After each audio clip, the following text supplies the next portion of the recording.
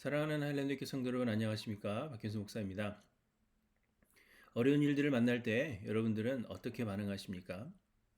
사람들이 큰 일을 당하게 되면 그것을 받아들이는 데까지 5단계가 있다고 합니다. 첫째로는 부정입니다. 그럴 리가 없어. 아닐 거야. 뭔가 잘못된 거지. 이렇게 생각하고 그래서 세컨 오피니언을 구하거나 아니라고 할 때까지 계속 확인하는 것입니다. 두 번째 단계는 분노입니다. 왜 하필 나야? 내가 뭘 그리 잘못했다고 이런 생각을 가지면서 분노하는 것입니다. 세 번째 단계는 타협이라고 합니다. 내가 뭔가를 잘못한 것이라면 이제부터라도 잘 하겠다고 결심하고 그 보상을 바라보는 것입니다. 그리고는 우울해진다고 합니다. 희망이 없다고 판단하게 되면 급격히 슬퍼지는 것입니다. 그리고 마지막에 수용의 단계입니다. 이제는 어쩔 수가 없다고 생각하고 현실을 인정하며 하늘의 뜻에 맡기게 되는 것입니다. 그런데 제가 볼 때에는 많은 사람들이 이 세 번째 단계인 타협의 단계에 아주 오래도록 머물러 있는 것 같습니다. 특별히 스스로 믿음이 있다고 생각하는 사람들은 더욱 그러하다고 생각이 됩니다. 모든 것을 하나님께서 주관하고 계시며 그래서 하나님과 그 문제를 해결해야 한다고 생각하기 때문에 하나님께 자신을 잘 보이려고 하고 하나님과 타협하려고 하는 것입니다. 기도를 더욱 간절하게 하여 잘 다니지 않던 새벽 기도에 참석하고 40일 특별 새벽 기도, 더한 경우에는 100일 특별 기도를 하기도 합니다. 주변의 사람들에게 기도를 부탁하기도 하고 특별히 영역이 뛰어나다고 생각되는 사람에게 특별 기도를 부탁하기도 합니다. 그리고 금식을 하기도 합니다. 또 저는 다른 사람들에게도 금식 기도를 부탁하는 그런 경우도 보았습니다. 집안에 아픈 사람이 있는데 아는 사람들에게 금식 기도를 부탁하는 것입니다. 교회 봉사를 더욱 열심히 하기도 하고 그동안 잘못을 저질렀다고 생각되는 사람들을 찾아 용서를 구하기도 하며 먼 나라로 선교를 떠나기도 합니다. 무슨 일이든지 선한 일, 하나님께서 기뻐하시는 일을 하면 하나님께서도 감동을 받지 않으실까? 그래서 특별한 도움을 주시지 않을까 하는 마음에서 그렇게 하는 것입니다.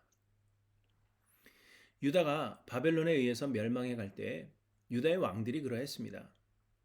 하나님은 예레미야 선지자를 통해서 유다 백성들의 범죄함으로 인하여 유다가 멸망할 것이라고 예언하게 하셨습니다. 하나님은 뜻이 있으시기에 바벨론에 항복하고 바벨론의 포로가 되어 그곳에서 하나님을 찾기를 바라셨습니다. 하나님께서 유다 땅을 새롭게 하시고 백성들을 새롭게 하셔서 다시 예루살렘으로 돌리시리라고 말씀하셨습니다. 그러나 유다의 지도자들을 비롯하여 유다의 백성들은 하나님의 말씀을 듣지 않았습니다. 벌써 1차와 2차로 많은 사람들이 바벨론의 포로가 되었고 유다의 거의 모든 성읍들이 바벨론에 의해서 함락되었음에도 불구하고 거짓 선지자들은 유다가 멸망하지 않을 것이라고 예언했습니다. 예루살렘에는 하나님의 성전이 있기 때문에 안전하고 바벨론의 포로가 된 사람들은 2년 안에 다시 예루살렘으로 돌아오게 될 것이라고 말하며 바벨론에 항복하지 말 것을 이야기했습니다. 그럼에도 불구하고 유다의 상황은 나아지지 않았습니다. 그러자 예레미야 36장에 보시면 유다의 여호야김 왕은 금식을 선포합니다. 36장 9절에 보시면 유다의 요시야 왕의 아들 여호야김의 제5년 9월에 예루살렘 모든 백성과 유다 성읍들에서 예루살렘에 이른 모든 백성이 여호와 앞에서 금식을 선포한지라 이렇게 말씀하십니다. 그러나 금식을 선포하고 금식을 단행한 것과는 달리 여호야김과 유다의 지도자들은 예레미야를 통하여 전해지는 하나님의 말씀을 무시했습니다. 당시 예레미야는 감옥에 갇혀 있었으므로 바룩이라는 사람을 불러서 하나님께서 예레미야에게 주시는 말씀을 받아 적게 하셨습니다. 그리고는 그 주신 말씀을 유다의 고관들에게 읽어주도록 하신 것입니다. 하나님께서 말씀하셨습니다.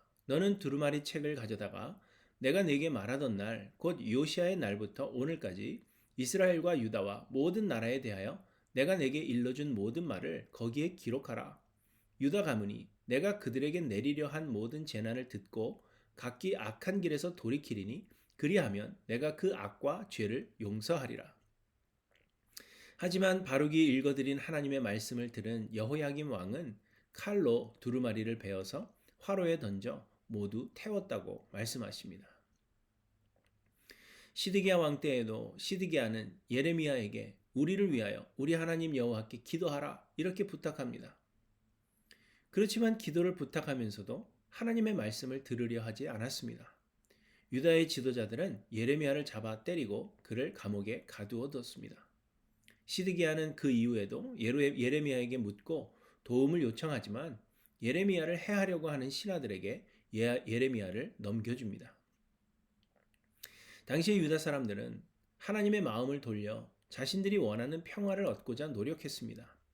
금식을 하고 간절히 기도하며 또한 기도해 줄 것을 선지자에게 요청하기도 했습니다.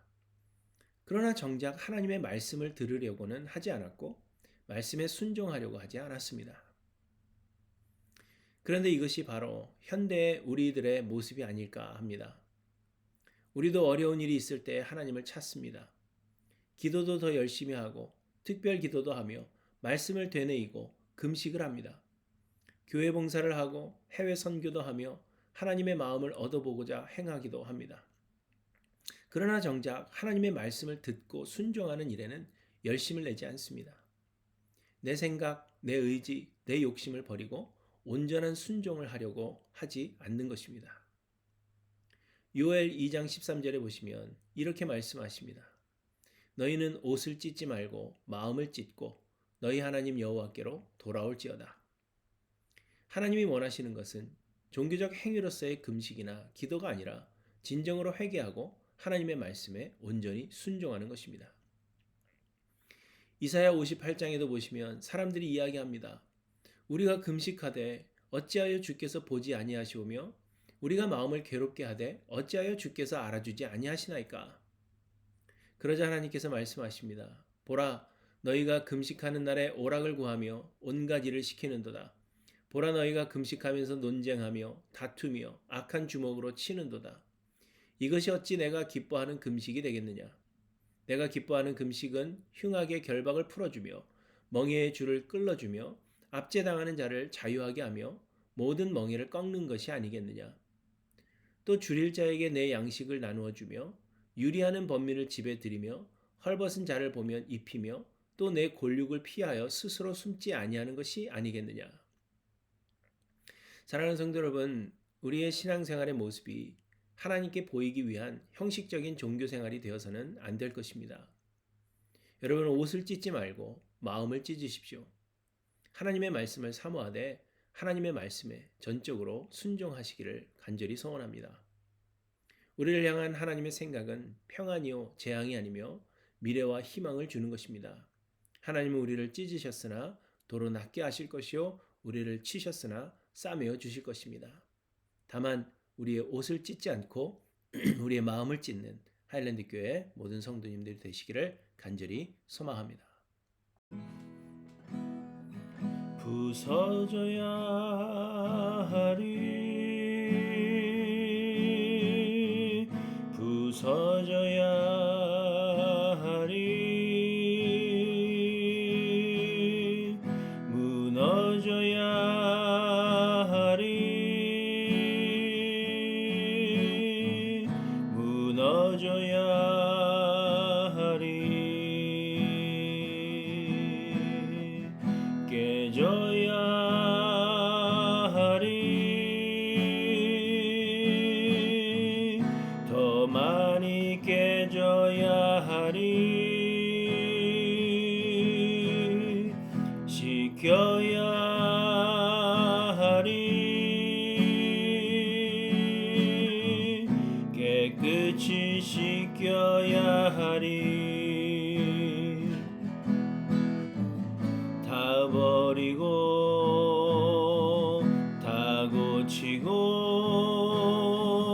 겸손히 낮아져도 주 앞에서 정결타고 자랑치 못할 거예요.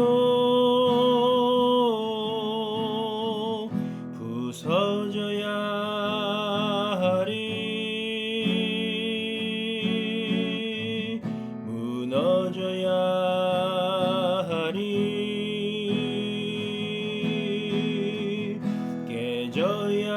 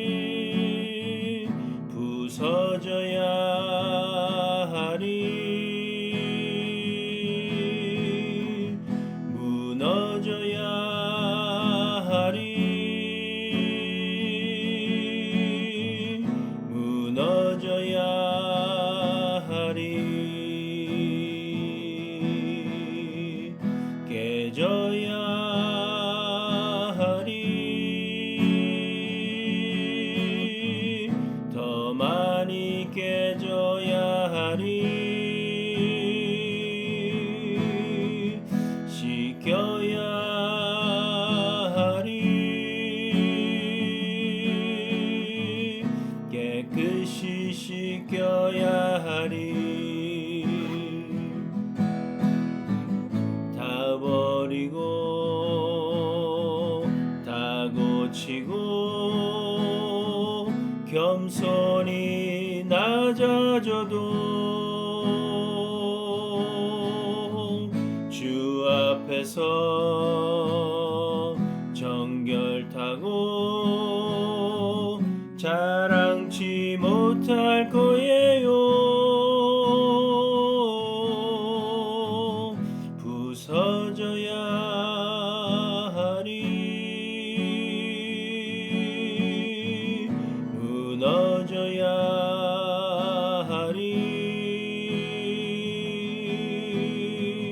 깨져야 하리, 깨끗이